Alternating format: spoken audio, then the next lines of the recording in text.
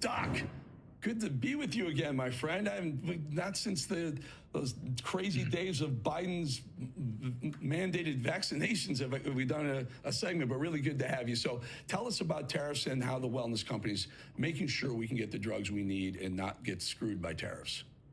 You know, for decades, the Chinese, with their government support, have undercut U.S. manufacturers, Eric, and almost all the ingredients and the production of pharmaceuticals is outside the United States. China is the biggest source.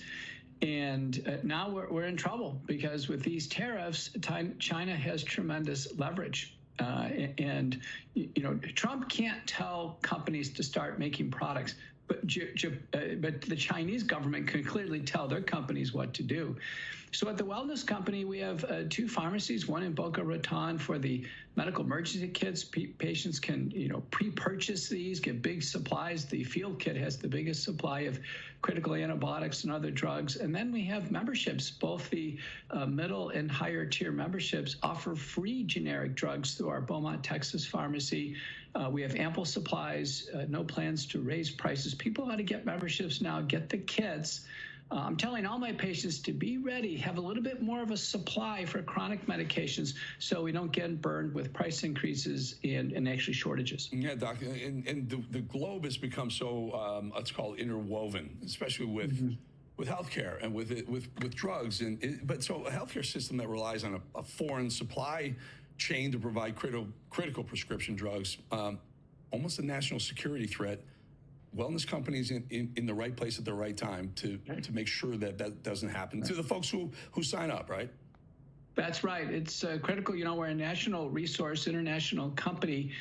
For decades now, the FDA, Department of Commerce, have been asleep at the switch, not protecting generic drug manufacturing. When you look at what Elon Musk has uncovered and the waste, fraud, and abuse, boy, you think actually a government investment in generic drug manufacturing in the United States would be a wonderful investment in national security. And now I think we're learning this lesson. Yeah.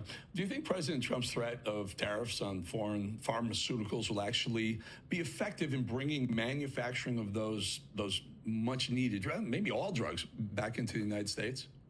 It depends what it does to price. So if generic drugs are far more expensive and there's enough margin, sure, it'll come back to the United States, but it won't be quick. I think in the short term, we ought to have some private-public partnerships, have some of our big companies, where there's Teva in Israel, Glenmark and others. We ought to have some generic companies kind of on the short list for national security support and make sure we have enough drugs and drug supply for diabetes, hypertension, heart disease, critical cancer drugs. As an internist and cardiologist, over 90% of what I prescribe is generic. You know, it's really good. And you have such a great team of doctors yourself, just such high-level physicians, medical doctors. Dr. Drew is there, too.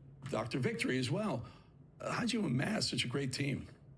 I give credit to Foster Colson. He's the founder, and our CEO is Peter Galuli.